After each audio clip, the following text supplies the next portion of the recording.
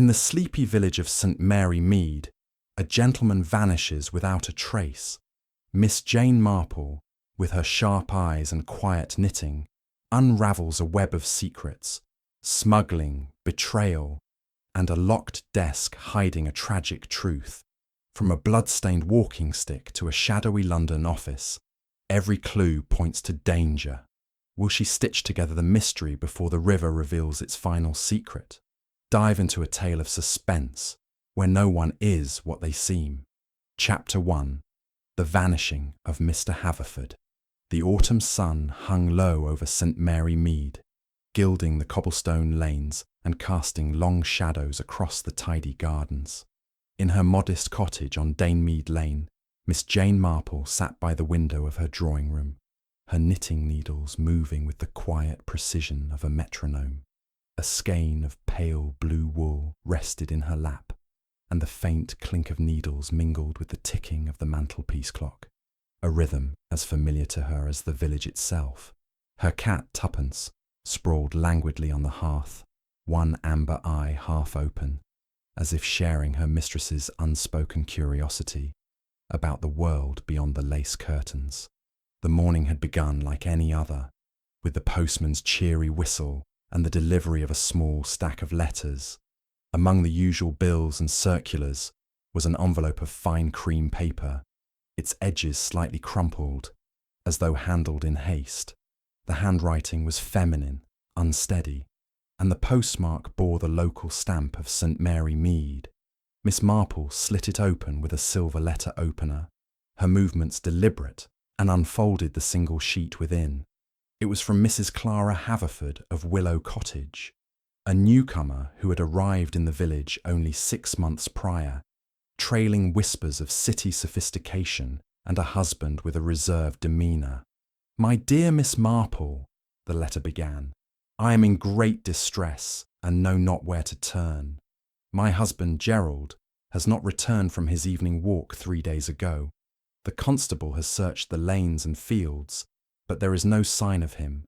I have heard of your remarkable insight into such matters, and I beg your assistance. Might you call at Willow Cottage at your earliest convenience? Yours sincerely, Clara Haverford." Miss Marple set the letter down, her pale blue eyes sharpening behind her spectacles. She reached for her tea, the steam curling in the cool air, and considered the Haverfords.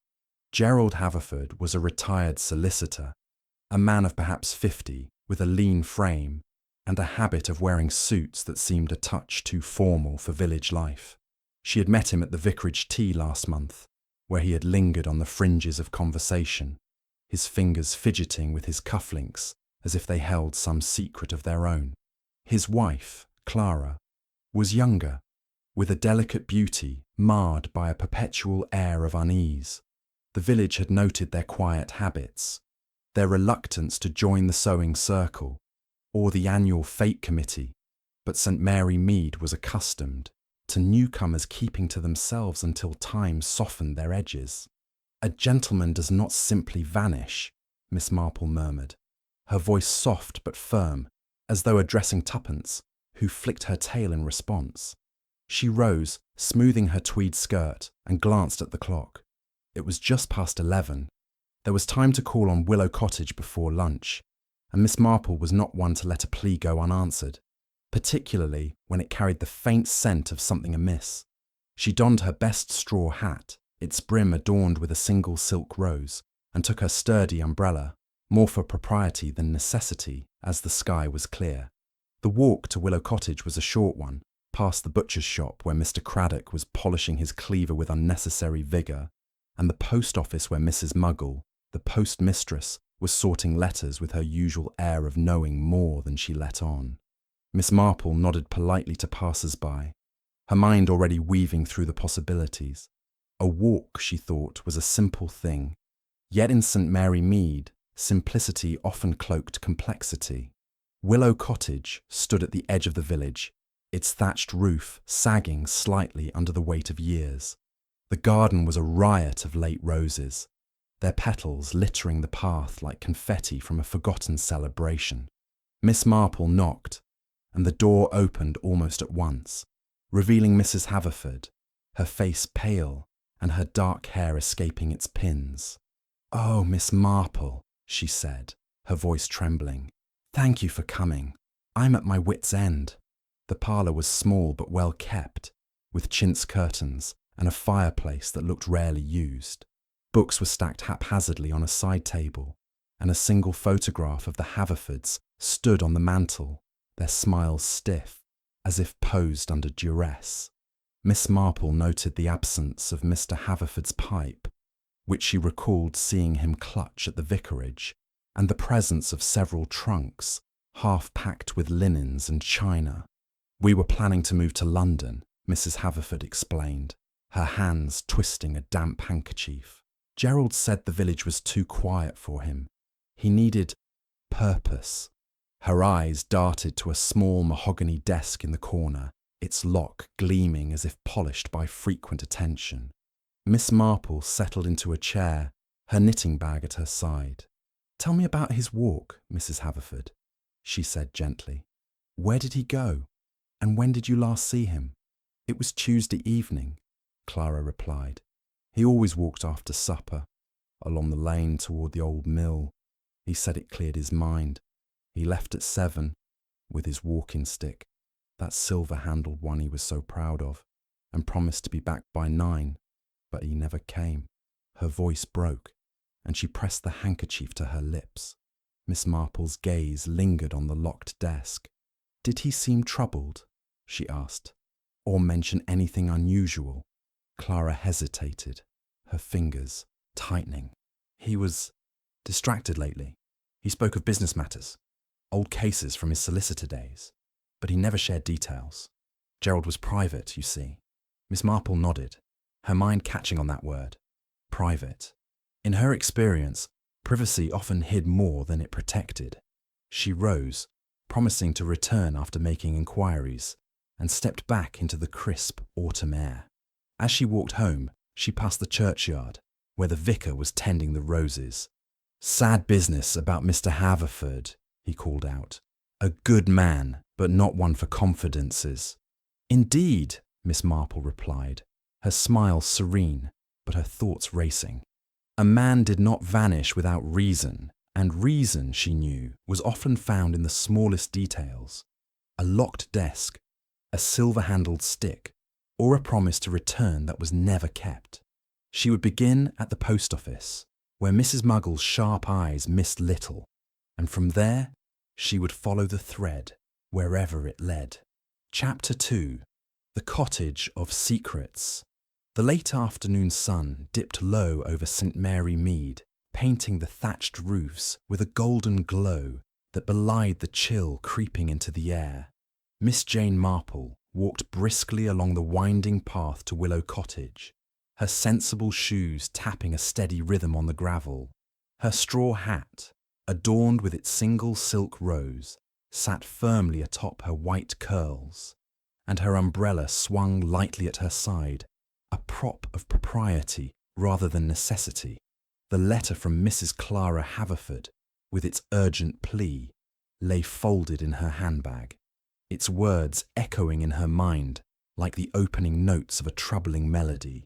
A missing husband was no small matter, and Miss Marple's keen instincts told her that the threads of this mystery were already tangled, waiting to be unravelled. Willow Cottage came into view, its quaint charm marred by an air of neglect. The garden, once a point of pride for the Haverfords, was now a wilderness of untamed roses and overgrown lavender, their petals strewn across the path like forgotten promises. The windows, framed by peeling shutters, stared blankly at the world, and the front door, painted a faded green, creaked as Miss Marple knocked. Mrs. Haverford appeared almost instantly, her face drawn and her dark eyes shadowed with sleeplessness. She wore a grey dress that seemed too large for her slight frame, as if grief had diminished her. "Miss Marple, thank you for coming again," she said, her voice barely above a whisper. "I scarcely know what to do." She stepped aside, ushering Miss Marple into the parlour, where the air was heavy with the scent of wax polish and unspoken fears. The parlour was much as Miss Marple had left it that morning, though the light now slanted differently, casting long shadows across the chintz curtains and the cluttered side table. The photograph of the Haverfords remained on the mantel, their stiff smiles a silent rebuke to the room's disarray. Books were piled haphazardly, their spines cracked from frequent handling, and the half-packed trunks stood like sentinels of a life interrupted. Miss Marple's eyes, sharp as ever, lingered on the mahogany desk in the corner, its brass lock gleaming with a defiant secrecy. She noted, too, the absence of Mr. Haverford's pipe, which she had expected to see on the mantel or the sideboard, a small detail that gnawed at her like a dropped stitch in a carefully knitted scarf. "Please, sit," Mrs. Haverford said, gesturing to a worn armchair. "Would you like tea?" Her hands trembled as she reached for a tray where a teapot and cups sat ready, as if she had anticipated a visitor. "Thank you, Mrs. Haverford," Miss Marple replied, settling into the chair with a gentle rustle of her tweed skirt. "But let us not stand on ceremony. I should like to hear more about your husband's habits, his routines. Every detail may be important." Mrs. Haverford poured tea with unsteady hands, the china clinking softly. "Gerald was a creature of habit," she began, sitting opposite Miss Marple. "Every evening after supper he took his walk, always the same route, down the lane, past the church and toward the old mill. He said it helped him think. He was a solicitor, you know, before we came here. He dealt with contracts, estates, that sort of thing. But he found the village stifling, I think." Her voice faltered, and she glanced at the locked desk, her fingers tightening around her teacup. Miss Marple sipped her tea, noting the faint bitterness of an over-steeped brew. "And did he ever mention anything troubling him? A letter, perhaps, or a visitor?" Clara hesitated, her gaze dropping to her lap. "He was private, as I said. He didn't share his worries with me. But lately, he was preoccupied. He spent hours at that desk, writing letters or reading papers. Once, I overheard him on the telephone, speaking in a low voice. He sounded angry, but when I asked, he said it was nothing, a misunderstanding with an old client." Miss Marple's needles, which she had retrieved from her bag, clicked softly as she began a new row. "And these trunks," she said, nodding toward the corner. "You mentioned a move to London. Was this a sudden decision?" "Not sudden," Clara replied, though her tone suggested otherwise. "Gerald felt the village wasn't right for us. He wanted to be closer to his old colleagues, to start anew. We were to leave next month." She paused, her eyes flickering to the photograph on the mantel. "He was so certain it would be better for us." Miss Marple nodded, her mind turning over the details like cards in a game of patience. A private man, a locked desk, a planned move, and a walk from which he never returned. She set her teacup down and rose, approaching the mantel to examine the photograph more closely. Gerald Haverford's face was angular, his eyes serious, while Clara's smile seemed forced, as if she had been caught unawares by the camera. "A handsome couple," Miss Marple remarked, her tone light but her eyes searching. "Was this taken recently?" "Last year," Clara said quickly. "In Brighton, during a holiday." Her voice held a note of defensiveness, and Miss Marple made a mental note of it, like a bookmark in a novel whose plot was still unclear. "I should like to see the path your husband took," Miss Marple said, turning to Clara. "Might you show me the way he went?" Clara nodded, though her reluctance was palpable. She fetched a shawl, and the two women stepped outside, the evening air sharp with the scent of damp earth. The lane was quiet, save for the distant bark of a dog and the rustle of leaves underfoot. They walked past the church, its spire piercing the twilight sky, and continued toward the old mill, a crumbling structure that loomed at the edge of the village like a forgotten relic. The path was narrow, bordered by hedgerows thick with brambles, and Miss Marple noted the uneven ground, where a man might easily stumble in the dark. "This is where he walked," Clara said, stopping near a stile that led to the mill. "He liked the solitude here, away from the village." Her voice trembled, and she wrapped her shawl tighter around her shoulders. Miss Marple's eyes scanned the surroundings, taking in the gnarled trees and the faint gleam of the river beyond the mill. "And no one saw him that evening?" she asked, her tone gentle but probing. "The constable asked the same," Clara said. "No one came forward. The village was quiet, as it always is." She turned away, her face hidden in shadow. Miss Marple lingered, her gaze falling on a patch of trampled grass near the stile. It was a small thing, easily overlooked, but to her it was as telling as a misplaced comma in a letter. She thanked Clara and promised to return, then made her way back to the village, her mind alight with questions. The trampled grass suggested haste, perhaps a struggle, and the absence of Mr. Haverford's pipe hinted at a departure more abrupt than planned. But it was the locked desk that tugged at her thoughts, a knot in the thread she could not yet untie. Back in St. Mary Mead, Miss Marple detoured to the post office, where Mrs. Muggle was closing up for the day. The postmistress was a stout woman, with a sharp tongue and sharper eyes. Her memory a repository of village comings and goings. "Good evening, Mrs. Muggle," Miss Marple said, her smile disarming. "I wonder if you might recall anything about Mr. Haverford. He was a regular here, I believe." Mrs. Muggle's eyes gleamed with the prospect of sharing news. "Oh, indeed he was, Miss Marple. Posted letters nearly every day, he did. Mostly to London. Business matters, I'd wager. But the day before he vanished, Tuesday it was, he sent a parcel. Heavy thing, wrapped in brown paper. He was in a right hurry. Didn't even stop to chat, which wasn't like him." Miss Marple's needles paused, mid-stitch, though she kept her expression bland. "A parcel, you say? Did you happen to see the address?" "To a place in Bloomsbury," Mrs. Muggle replied, her voice dropping to a conspiratorial whisper. "Some office, I think. The receipt said S. Quill. Not a name I know, and I know most everyone's business round here." She chuckled, but Miss Marple's mind was already elsewhere, tracing the outline of a pattern she could not yet see. "Thank you, Mrs. Muggle," she said, tucking her knitting into her bag. "You've been most helpful." She stepped into the gathering dusk, the village lamps flickering to life, a parcel to London, a locked desk, and a man who walked into the night and never returned. These were the pieces of a puzzle, and Miss Marple knew that puzzles, like her knitting, required patience to solve. She resolved to visit London the next day, to find this S. Quill and learn what secrets a heavy parcel might hold. As she reached her cottage, Tuppence greeted her with a lazy yawn, curling up by the fire. Miss Marple lit a lamp and sat, her needles resuming their rhythm. "People," she murmured, "are so very careless with their secrets."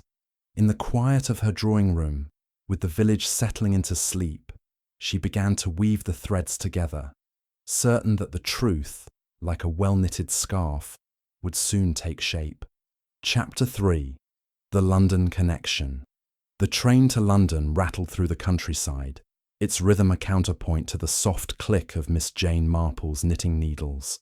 She sat by the window in a second-class carriage, her straw hat resting primly on her lap, her eyes fixed on the passing fields, though her mind was elsewhere. The morning was crisp, with a mist lingering over the hedgerows, and the compartment smelled faintly of coal dust and polished leather.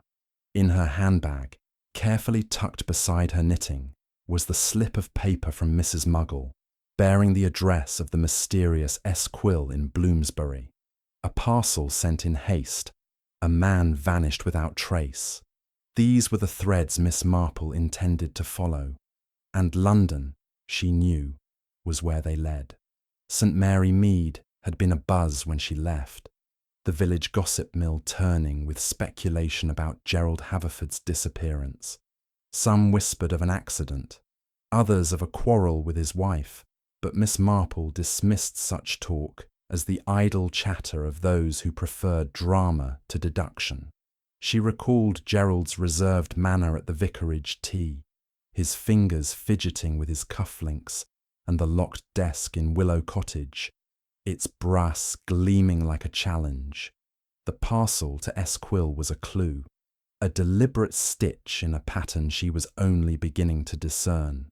The train pulled into Paddington Station with a hiss of steam, and Miss Marple navigated the bustling platform with the quiet assurance of one accustomed to the chaos of cities, though she preferred the order of her village. She hailed a taxi, giving the driver the Bloomsbury address, a narrow street off Russell Square, lined with Georgian terraces that had seen better days. The building was unremarkable, its brass plaque reading Quill and Associates Consultants, though the faded paint suggested little consultation had occurred of late. Miss Marple climbed the steps, her umbrella tapping lightly, and rang the bell. The door was opened by a young woman with a pinched face and a typewriter's rhythm in her voice. "Office is closed," she said brusquely, already turning away. "Pardon me," Miss Marple said, her tone mild but firm. "I'm inquiring after Mr. Simon Quill. I believe he received a parcel from a Mr. Gerald Haverford of St. Mary Mead." The woman paused, her eyes narrowing. "No one's seen Mr. Quill in days. He keeps odd hours, and I don't know any Haverford." She moved to close the door, but Miss Marple's umbrella, deftly positioned, held it ajar. "Perhaps you might recall a gentleman, tall, with a solicitor's manner, who visited recently." Miss Marple's smile was disarming, her eyes sharp as needles. The woman hesitated, then shrugged. "Might have seen someone like that last week. Argue with Mr. Quill in the back room. Didn't catch much, but it was heated. Something about money owed." She glanced over her shoulder, as if expecting Quill to appear. "That's all I know. I just typed the letters." Miss Marple thanked her and stepped back, noting the dust on the windowsill and the absence of any sign of active business. She walked to a nearby tea room. Its windows steamed from the warmth within, and settled at a corner table with a pot of Earl Grey. The tea room was a hub of chatter, and Miss Marple, with her knack for blending into the background, listened as a waiter gossiped about the comings and goings of Bloomsbury's less savoury characters.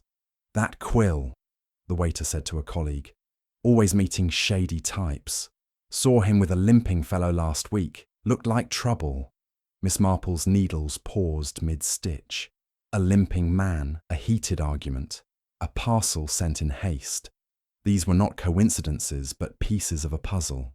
She finished her tea and made her way to the offices of Meridian Imports, a name she'd gleaned from the receipt Mrs. Muggle had mentioned, tucked into the parcel's paperwork. The office was a short walk away, in a grimy alley off Tottenham Court Road.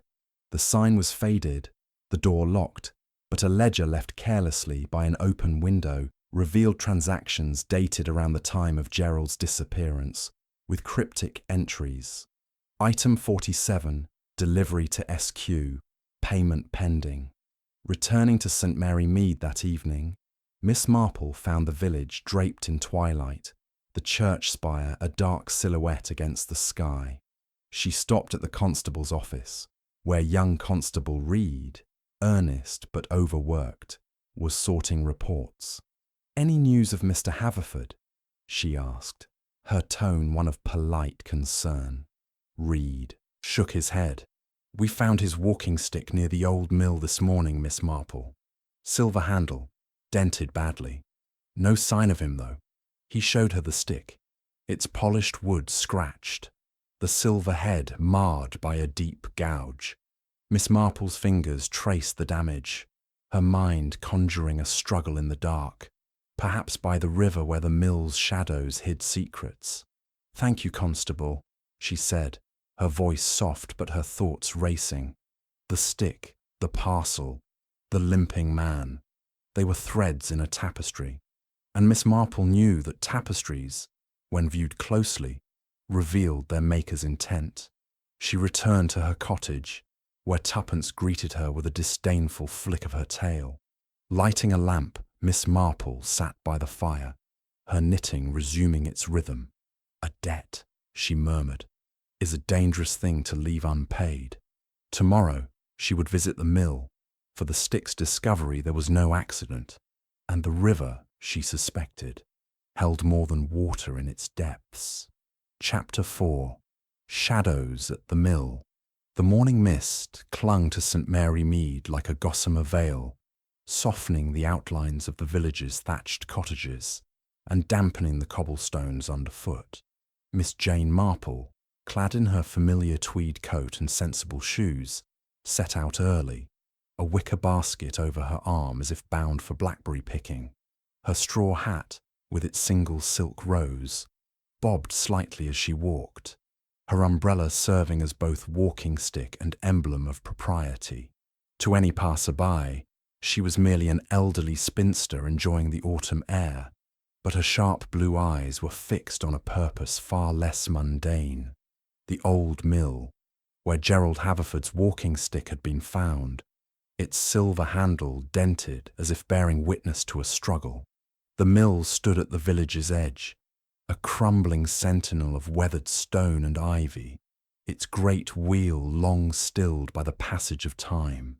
The river beside it ran sluggish and dark, its surface rippled by the occasional leaf or twig. Miss Marple approached with care, her steps deliberate on the uneven path, her basket swinging lightly as she scanned the surroundings. The air was heavy with the scent of damp moss and decaying wood, and the silence was broken only by the distant caw of a crow. She recalled Constable Reed's report of the walking stick's discovery near the stile, and her thoughts returned to the trampled grass she had noticed there with Mrs. Haverford, a small detail, but to Miss Marple, as significant as a misplaced stitch in a carefully knitted shawl. She paused at the stile, her eyes tracing the path Gerald Haverford was said to have taken on his final walk. The ground was soft from recent rain, and she noted faint impressions in the mud. Boot prints, perhaps, though too blurred to be certain. Kneeling with surprising agility for her age, she examined the undergrowth, her fingers brushing aside brambles to reveal a scrap of paper, half buried in the earth. It was torn and smudged, but the printed text was unmistakable. A receipt from Meridian Imports, dated the evening of Gerald's disappearance, listing Item 47, delivery pending. Miss Marple tucked the scrap into her basket, covering it with a cloth as if it were a handful of berries. The receipt, she knew, was no accident. It was a clue, dropped like a breadcrumb in a fairy tale, leading to a truth yet unseen. The mill itself loomed ahead, its broken windows like empty eyes staring into the mist. Miss Marple circled the structure, her umbrella tapping the ground as she noted the sagging door and the faint marks of recent footsteps in the mud. The riverbank was steep here, its edge crumbling into the water, and she wondered if Gerald had come this way, perhaps fleeing or meeting someone in the shadows. The dented walking stick suggested violence, and the mill, with its air of abandonment, was the perfect stage for secrets to unfold. Returning to the village, Miss Marple stopped at the vicarage, where Mrs. Price, the vicar's wife, was arranging flowers for the Sunday service. Her round face lit up at the sight of Miss Marple, though her eyes held a flicker of curiosity. "You're out early, Miss Marple," she said, snipping a rose stem with precision. "Not more trouble, I hope." "Merely a walk," Miss Marple replied, her smile serene. "Though I did wonder if you'd seen anyone near the mill lately. It's such a lonely spot." Mrs. Price's scissors paused. "Now you mention it, there was a stranger about last week. A man with a limp, wearing a city coat. Far too fine for these parts. I saw him near the mill one evening, just at dusk. Not one of ours, I'd say." She lowered her voice, as if the roses might overhear. "It's odd, with Mr. Haverford gone missing. Do you think there's a connection?" Miss Marple's needles, which she had retrieved from her basket, clicked softly. "One never knows," she said, her tone light but her mind racing. A limping man, a receipt from Meridian Imports, a dented stick. The threads were weaving together, forming a pattern she could almost see. She thanked Mrs. Price and continued her walk, pausing at the village shop to buy a spool of thread, though her true purpose was to listen to the chatter of Mrs. Lumley, the shopkeeper, who was as reliable as Mrs. Muggle for local news. "Terrible about Mr. Haverford," Mrs. Lumley said, wrapping the thread in brown paper. "They say his stick was found by the mill, all battered. Makes you wonder what he was doing there. Not a place for a gentleman, is it?" "Indeed not," Miss Marple agreed, her eyes straying to a newspaper on the counter, its headlines shouting of a smuggling ring uncovered in London. She made a mental note to inquire further about Meridian Imports, whose name seemed to echo through this mystery like a refrain. As she left the shop, she passed young Tommy Baxter, the baker's boy, who was whistling as he delivered loaves. "Morning, Miss Marple," he called. "Heard they're searching the mill again today. Constable Reed's got men poking about the river." Miss Marple nodded, her thoughts turning to the riverbank and its crumbling edge. "Thank you, Tommy," she said, her voice gentle but her mind sharp. The mill was no mere backdrop. It was a place where secrets were hidden, perhaps even a body. She returned to her cottage, where Tuppence greeted her with a disdainful yawn, curling up by the fire. Lighting a lamp, Miss Marple sat with her knitting, the receipt from Meridian Imports tucked safely in her handbag. "A pattern," she murmured, "is only as strong as its weakest thread." She resolved to return to Willow Cottage, for the locked desk and Mrs. Haverford's nervous glances held answers yet to be unravelled, and the mill's shadows, she suspected, concealed more than they revealed. Chapter 5. The Locked Desk. The late morning sun filtered through the lace curtains of Miss Jane Marple's cottage, casting delicate patterns on the polished floorboards. She sat in her favourite armchair, her knitting needles moving with their familiar rhythm, though her thoughts were far from the pale blue scarf taking shape in her lap. Tuppence, her cat, lounged on the hearth, her amber eyes half closed, as if indifferent to the puzzle that consumed her mistress. The receipt from Meridian Imports, found near the old mill, lay on the table beside Miss Marple, its cryptic note: "Item 47, delivery pending." A silent challenge. The dented walking stick, the limping stranger, the parcel to Simon Quill. These were threads in a tapestry, and Miss Marple sensed that the locked desk in Willow Cottage held the key to their weaving. She rose, smoothing her tweed skirt, and donned her straw hat, its silk rose catching the light.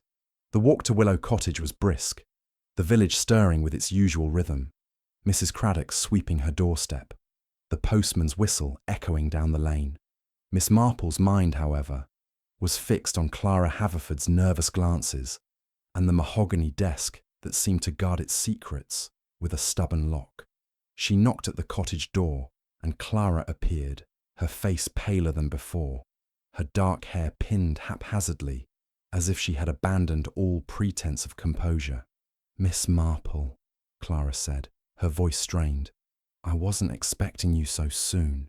She stepped aside, her hands twisting a lace handkerchief as she led the way to the parlour. The room was unchanged, its air heavy with the scent of wax polish and unvoiced fears. The photograph on the mantel stared down, Gerald and Clara Haverford frozen in their stiff smiles, and the half-packed trunk stood like silent witnesses to a disrupted plan. Miss Marple's eyes settled on the mahogany desk, its brass lock gleaming in the morning light. "Mrs. Haverford," she said gently, settling into a chair, "I believe your husband's desk may hold answers to his disappearance. Would you permit me to examine it?" Clara's lips parted, a flicker of hesitation crossing her face. "It's locked," she said quickly. "Gerald kept the key. I've not opened it since he went." Her voice trembled, and she glanced at the desk, as if it might spring to life. Miss Marple's smile was reassuring, though her eyes were sharp. Locks, my dear, are often less secure than they seem. If you've a hairpin or a small tool, I might manage. She spoke with the calm authority of one who had unravelled more than one mystery by peering into hidden places. Clara hesitated, then fetched a hairpin from a drawer, her movements reluctant. Miss Marple, with a dexterity that belied her age, set to work on the lock, her fingers steady as they probed the mechanism. The desk yielded with a soft click, and the drawer slid open, revealing a trove of papers, a leather-bound notebook, and a small photograph tucked into an envelope. Miss Marple lifted the photograph first, her breath catching as she studied it. A young woman, not Clara, with striking features and a wistful smile, the back inscribed in a flowing hand. To Gerald, with regret, E. Clara, hovering nearby, gasped softly.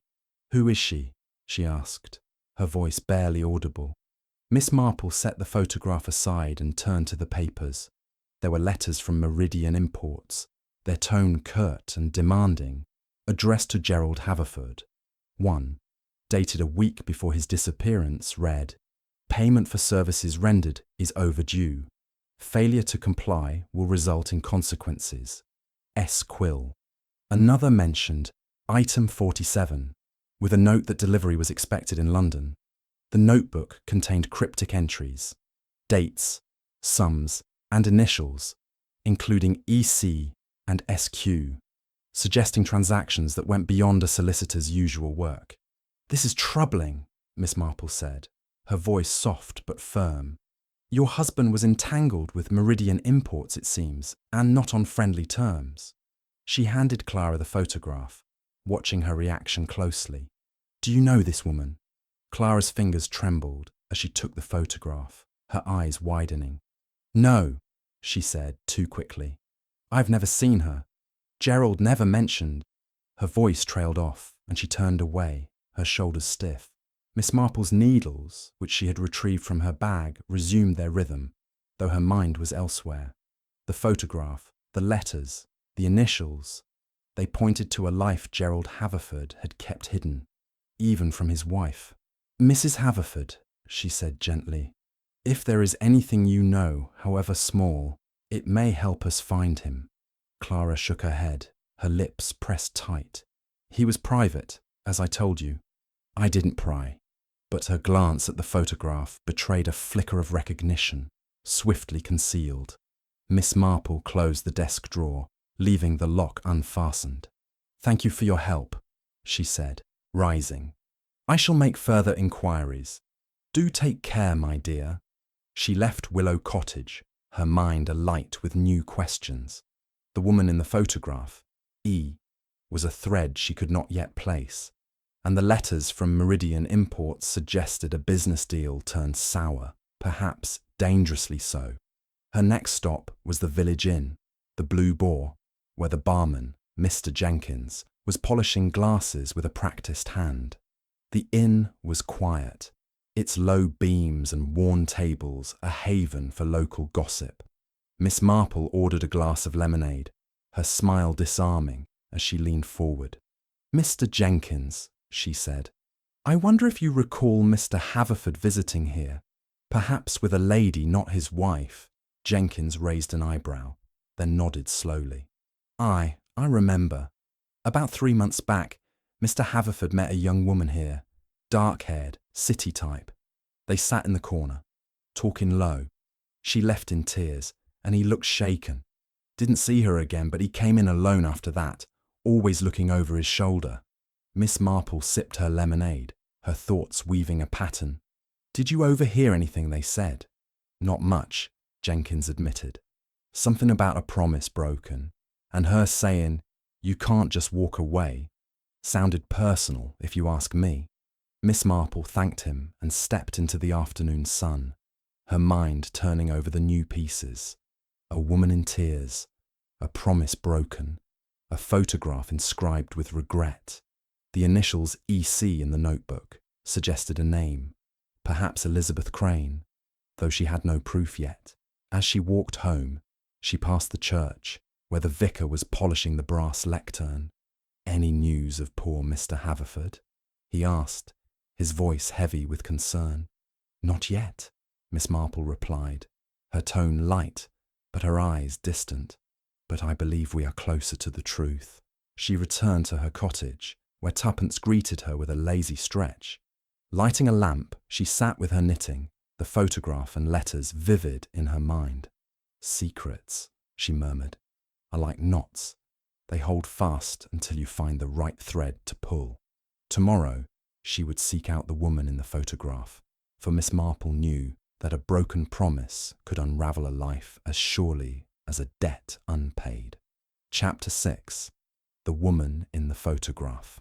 The train to London swayed gently through the countryside, its wheels humming a steady tune as Miss Jane Marple sat by the window, her knitting needles idle in her lap.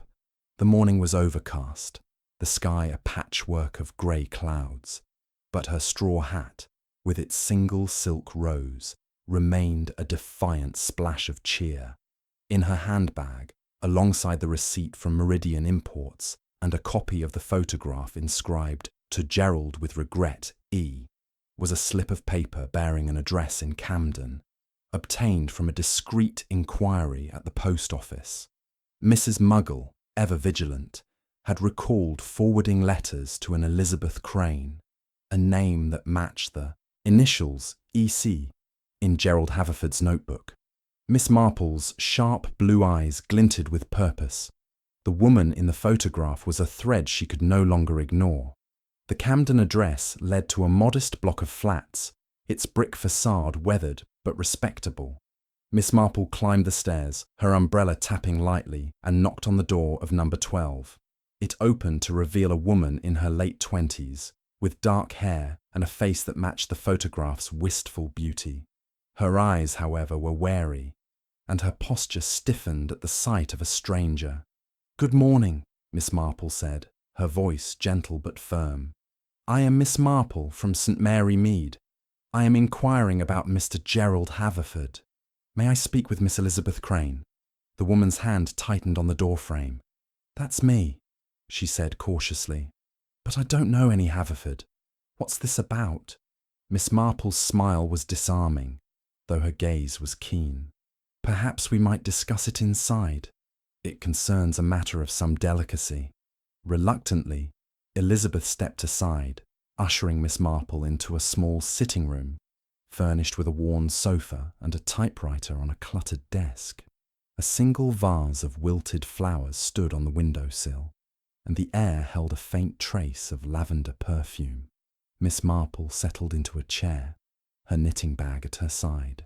"I found a photograph," she began, producing the image of Elizabeth with its telling inscription. It was in Mr. Haverford's desk, along with letters suggesting business dealings with Meridian Imports. "He has been missing for several days, and I believe you may know something of his troubles." Elizabeth's face paled, her fingers twisting a loose thread on her sleeve. I haven't seen Gerald in months," she said, her voice low. "We met last spring at the Blue Boar in St. Mary Mead. He was kind but troubled. I worked as a typist for Meridian Imports, you see, and he was an investor. He thought it would make him rich, but it wasn't what it seemed." Miss Marple's needles clicked softly, though her eyes never left Elizabeth's face. "And what was it exactly that Meridian Imports was involved in?" Elizabeth hesitated, glancing at the window as if expecting someone to appear. "Smuggling," she whispered. "I didn't know at first. I typed invoices, letters, nothing unusual. But Gerald found out. Things like rare artifacts, maybe worse, being moved through the firm. He wanted out, but Simon Quill, the man who ran it, wouldn't let him go. Gerald said Quill threatened him, said he'd ruin him if he tried to leave." Miss Marple's mind raced, weaving the new information into the pattern. "And the photograph?" she asked gently.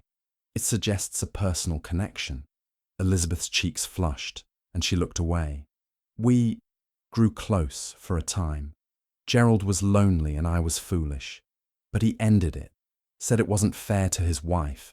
I gave him that photograph as a goodbye, though I regretted it later.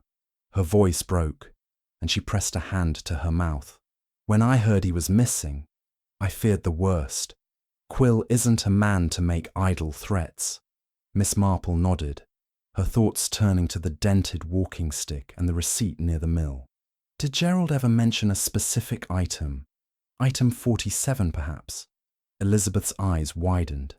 Yes, once. He said it was valuable, something Quill was desperate to get. Gerald was supposed to deliver it, but he was scared. He thought Quill might do something drastic. Miss Marple tucked the photograph back into her bag, her mind alight with connections. Thank you, Miss Crane, she said, rising. You've been most helpful.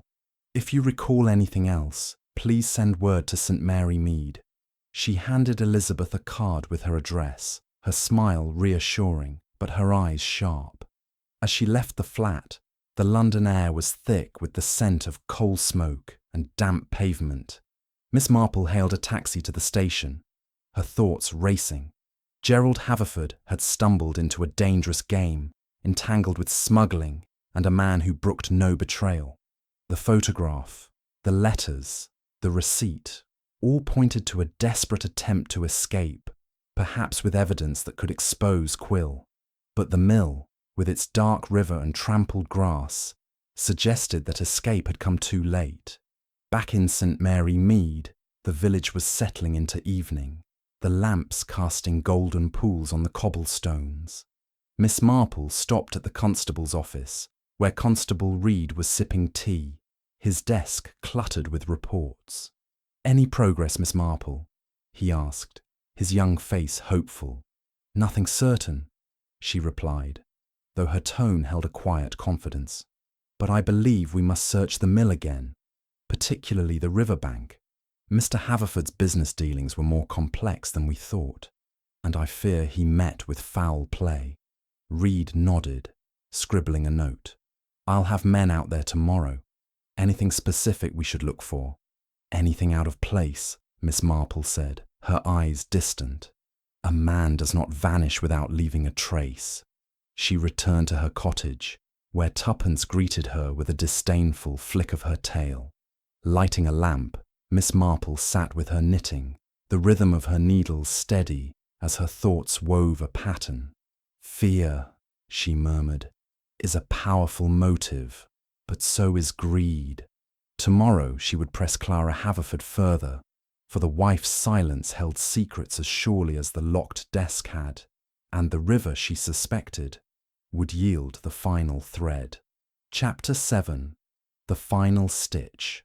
The late afternoon sun hung low over St. Mary Mead, its rays filtering through the bare branches of the elms, casting a lattice of shadows across the village green. Miss Jane Marple sat in her drawing room. Her knitting needles paused as she gazed out the window, her mind stitching together the threads of Gerald Haverford's disappearance, the receipt from Meridian Imports, the photograph of Elizabeth Crane, the dented walking stick, and the cryptic letters from Simon Quill formed a pattern that was nearly complete, yet one crucial piece remained elusive. Tuppence, her cat, sprawled across the hearth, her tail flicking as if sensing her mistress's restless thoughts. Miss Marple knew the time had come to lay her cards on the table, and Willow Cottage, with its locked desk and nervous occupant, was the place to do it. She rose, pinning her straw hat with its silk rose and gathering her knitting bag, which now held the photograph, the receipt, and copies of the letters from Gerald's desk. The village was quiet as she walked, the air sharp with the promise of frost, and the cobblestones glistened from a brief morning shower. At Willow Cottage, she knocked, and Clara Haverford opened the door, her face drawn, her eyes red-rimmed as if she had been weeping. "Miss Marple," she said, her voice a mix of relief and dread. "Have you news?" "Not yet, my dear," Miss Marple replied, her tone gentle but firm. "But I believe we are close. May I come in? And perhaps you could send for Constable Reed And Dr. Haydock. There are matters we must discuss. Clara hesitated, then nodded, sending a neighbour's boy to fetch the constable and the village doctor. Miss Marple stepped into the parlour, where the familiar clutter of books and half-packed trunks greeted her. The photograph of the Haverfords on the mantel seemed to watch her, Gerald's stern face a silent accusation. Clara offered tea, but Miss Marple declined, settling into a chair and placing her knitting bag at her side. "Mrs. Haverford," she began, "I have learned much since we last spoke, and I believe it is time for the truth to come out." Clara's hands twisted her handkerchief, her eyes darting to the mahogany desk, now unlocked since Miss Marple's last visit. Before she could respond, a knock announced the arrival of Constable Reed, his young face earnest, and Dr. Haydock, whose grizzled demeanour belied a sharp mind. They took seats, Reed with his notebook ready, Haydock with a sceptical frown. Miss Marple began, her voice calm but carrying the weight of certainty. "Mr. Haverford's disappearance," she said, "is no accident. He was entangled in a dangerous business with Meridian Imports, a firm involved in smuggling, as I learned from a former employee, Miss Elizabeth Crane." She produced the photograph, laying it on the table. Clara's breath caught, but she said nothing. "Gerald invested heavily in the firm, believing it a path to wealth, but discovered its illegal dealings. Rare artifacts, perhaps more. He wanted out, but Simon Quill, the firm's principal, would not allow it." She turned to the receipt from the mill. "This, found near the old mill, confirms Gerald was to deliver an item, item 47, to Quill.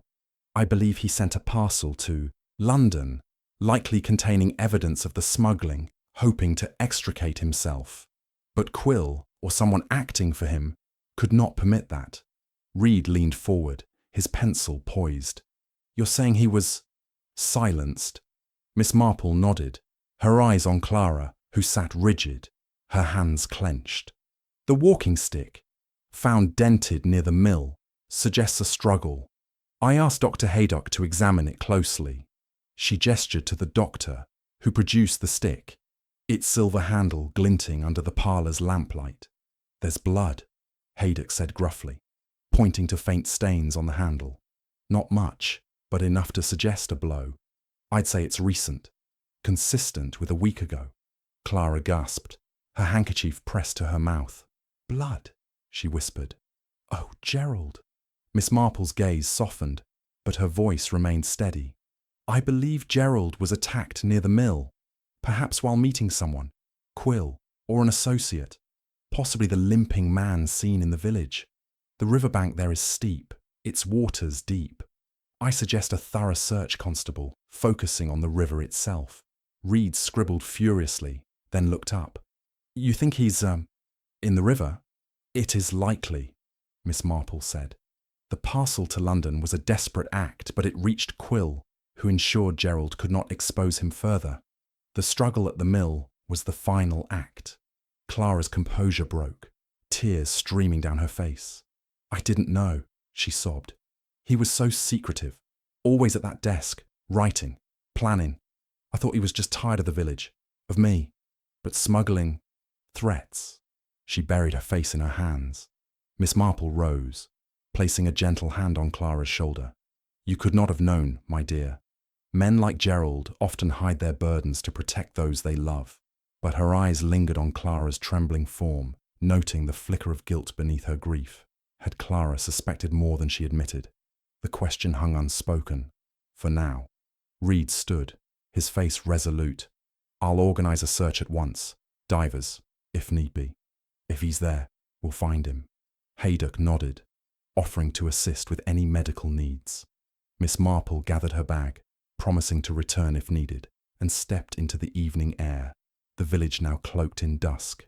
That night, as she sat by her fire, Tuppence purring at her feet, Miss Marple's needles resumed their rhythm. The pattern was nearly complete, but Clara's tears troubled her. Grief, she knew, could mask other emotions: guilt, fear, or even complicity. She resolved to watch Mrs. Haverford closely, for the final stitch was yet to be sewn. Chapter 8. The Pattern Complete. The evening air in St. Mary Mead carried a chill that hinted at winter's approach, the village lamps casting soft halos on the damp cobblestones. Miss Jane Marple sat in her drawing room, the fire crackling softly as she worked her knitting needles, the pale blue scarf now nearly finished. Tuppence, her cat, lay curled on the hearth, her purring a gentle counterpoint to the ticking of the mantel clock. The events of the previous day at Willow Cottage lingered in Miss Marple's mind. The blood-stained walking stick, Clara Haverford's tears, and the grim task assigned to Constable Reed to search the river by the old mill. The pattern of Gerald Haverford's disappearance was almost complete, yet Miss Marple's sharp instincts told her that one final thread needed pulling to reveal the full design. The morning brought news, delivered by young Tommy Baxter, who arrived breathless at her cottage door. "Miss Marple," he panted, "they found him, in the river, just like you said, weighted down with stones. Poor Mr. Haverford." His eyes were wide with the thrill of tragedy, a sentiment Miss Marple noted with a quiet sigh, for youth often mistook horror for excitement. "Thank you, Tommy," she said, her voice calm but her mind racing. She donned her tweed coat and straw hat, its silk rose slightly faded from her recent travels, and made her way to the constable's office. The village was abuzz, neighbours whispering behind gloved hands, their eyes darting toward the mill as if it had become a place of dark legend overnight. Constable Reed greeted her with a weary nod, his desk cluttered with damp papers and a map of the riverbank. "It's true, Miss Marple," he said, rubbing his eyes. "Divers pulled him up this morning, near where the stick was found. Stones tied to his coat, like you feared. Dr. Haydock says he was struck on the head, likely what dented the stick, before he went into the water. No accident, this." Miss Marple's lips pursed, her thoughts aligning like stitches in a row. "And have you sent word to London about Simon Quill?" she asked, her tone mild but expectant. Reed nodded. "Telephoned Scotland Yard last night, after our talk at the cottage. They raided Quill's office in Bloomsbury, found papers, ledgers, invoices, all pointing to a smuggling ring, just as you said. Quill's in custody now, denying everything, but the evidence is damning." Miss Marple's needles, which she had brought in her bag, clicked softly as she sat. "And the parcel Gerald sent, the one Mrs. Muggle mentioned." "Recovered," Reed said. "It was in Quill's office. Documents, photographs of artifacts, even a list of buyers. Looks like Gerald was trying to expose the whole operation. Quill must have got wind of it." Miss Marple nodded, her mind returning to the photograph of Elizabeth Crane and the letters in Gerald's desk. "Mr. Haverford was a desperate man," she said, "caught in a web he could not escape. He sent the parcel to protect himself, perhaps to bargain with Quill, but it cost him his life." She paused, her eyes distant. "And Mrs. Haverford, how has she taken the news?" Reed's face softened. "Poorly, as you'd expect. She's at the cottage with Dr. Haydock now. Says she wants to leave St. Mary Mead. Can't bear the memories." Miss Marple's needles paused, a flicker of suspicion crossing her mind. Clara's tears had seemed genuine, yet her quick denial of knowing Elizabeth Crane, her nervous glances at the desk, suggested a knowledge she had not shared. "I should like to see her," Miss Marple said, rising. "There are questions still unanswered." At Willow Cottage, Clara was a shadow of herself, her face pale against her dark dress, her hands trembling as she clutched a cup of tea. Dr. Haydock stood by, his expression grim but kind. "Miss Marple," Clara said, her voice breaking. "They told me. Gerald, in the river." She dissolved into sobs, and Haydock patted her shoulder awkwardly. Miss Marple settled into a chair, her knitting bag at her side. "My dear," she said gently, "I know this is painful, but there is one matter we must clarify. You knew of Elizabeth Crane, did you not? The photograph in Gerald's desk. You recognized her. Clara's eyes widened, her tears halting as if caught by a sudden frost. I didn't want to say, she whispered. I found the photograph months ago, hidden in his papers. I confronted him, and he admitted he'd known her, worked with her at Meridian. He swore it was over, that it was only business. I believed him, or tried to. Her voice faltered, and she looked away. Miss Marple's gaze was steady, though her heart ached for the young woman's pain. And did you suspect his dealings with Meridian were dangerous?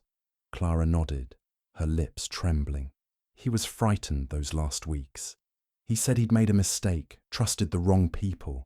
I begged him to go to the police, but he said it would ruin us. I didn't know what to do. Her hands twisted the handkerchief, now frayed at the edges. Miss Marple leaned forward, her voice soft but probing. And the night he disappeared, did you know he was meeting someone at the mill? Clara's head snapped up, her eyes wide with fear. No, I swear I thought he was just walking, as always. I never imagined. She broke off, her sobs returning. Miss Marple watched her closely, noting the tremor in her hands, the quickness of her denial. Grief, she knew, could mask guilt, but Clara's story held the ring of truth, if only partial. She rose, her expression kind but resolute. Thank you, Mrs. Haverford. You must rest now. The truth is out, and justice will follow. As she left the cottage, Miss Marple met Constable Reed outside, who had arrived with news from London. Quill's confessed, he said, his voice low. Said he sent a man, a limping associate, to confront Gerald at the mill. Things got out of hand, and Gerald was struck. They panicked, weighted the body, and threw it in the river. Quill thought the parcel would never be traced back to him. Miss Marple nodded, the final stitch falling into place. A tragic end, she said, for a man who sought only to right his wrongs. She returned to her cottage, where Tuppence greeted her with a lazy yawn. Sitting by the fire, her needles resumed their rhythm. The scarf now complete. People, she murmured, weave their own traps, and sometimes they cannot escape them. In the days that followed, Simon Quill and his associate faced trial, their smuggling ring dismantled by the evidence Gerald had sent. Clara Haverford left St. Mary Mead, the cottage sold to a young couple with no knowledge of its shadowed past. The village settled back into its quiet rhythm, the mill once more a forgotten relic.